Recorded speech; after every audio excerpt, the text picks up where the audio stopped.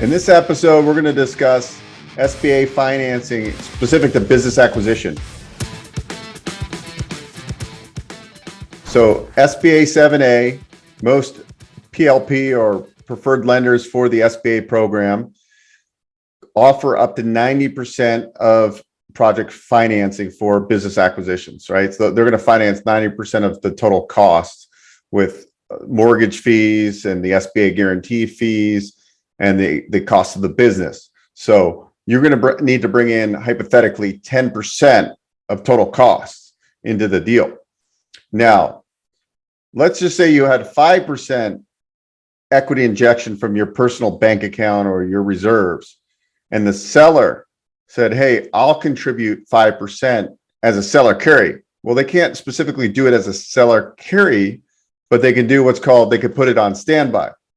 So if they put that 5% from the seller on standby, full standby rather, so it's looked at as part of the equity injection that the seller is putting their equity in the deal.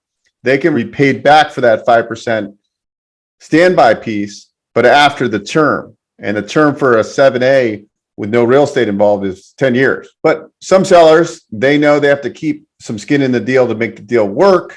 So sometimes you can negotiate that in. That's full standby, what we call full standby. Now, here's some other interesting things. When you're doing a full standby, it needs to be for the life of the loan, what we just said, and it may not exceed half of the total required equity injection. And no, applicant may not provide interest only to seller debt. So lender must include copy of subordinated note and copy of standby agreement. So that's what's needed if you're going to do a standby. Now, this doesn't mean that the seller can't carry back a bigger piece. So they could essentially carry back 20%, but still that 5% still needs to be on standby. Of course, if the sponsor or borrower is only bringing in 5%, right? Because they need 10%. So that would be the reason why you would have to do a 5% on full standby. You're listening to the Investor Financing Podcast. We'll be right back after this break. Hello, Beau Eckstein here, host of the Investor Financing Podcast. Are you a lender, real estate professional, or vendor that provides products or services within the real estate investing and business owner space? We are offering a few sponsorship opportunities to get in front of a highly targeted audience. If you're interested, please click the link below for further information. We look forward to talking with you. Thanks. Make it a great day. Now, some proper sources of equity injection. Cash that's not borrowed, that's obvious. Cash that is borrowed through a personal loan, however, must prove repayment from source other than cash flows of business. Salary paid to owner does not qualify.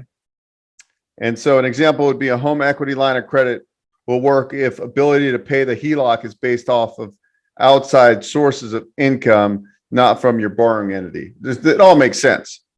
You can also get gifted funds from friends or family. Gift letter must be provided with notary prior to closing. That's great, right? So you can actually do these deals with other people's money if it's a gift. Investor funds also, however, if one investor contributes the majority, the lender may want that majority investor to be a guarantor on the loan. So you got to be careful on how you navigate these pieces. Assets other than cash, fixed assets owned by an applicant that will be injected into the business, requires appraisal and valuation. Example, land owned prior to applying for the SBA loan. So you can sometimes collateralize some equities that you have in other real estate is the point for a portion of your down payment. And that's case by case, bank by bank. All these banks have different appetites.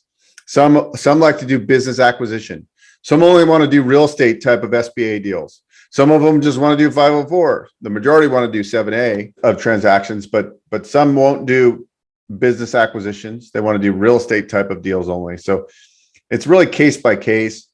SBA 7A lenders are notoriously going to be an adjustable rate loan based on the Wall Street Journal prime plus a margin.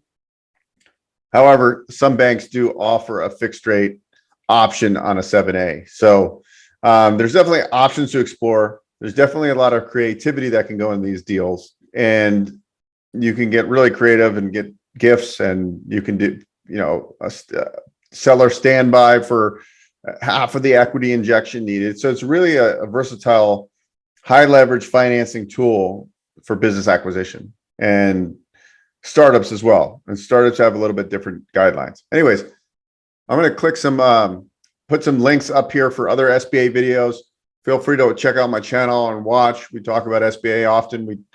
We fund all sorts of projects, including not just SBA. So please feel free to subscribe to the channel and visit our website, investorfinancingpodcast.com. You can see some tools and resources there. Anyways, appreciate you, and thanks for watching, and we'll see you on the next episode.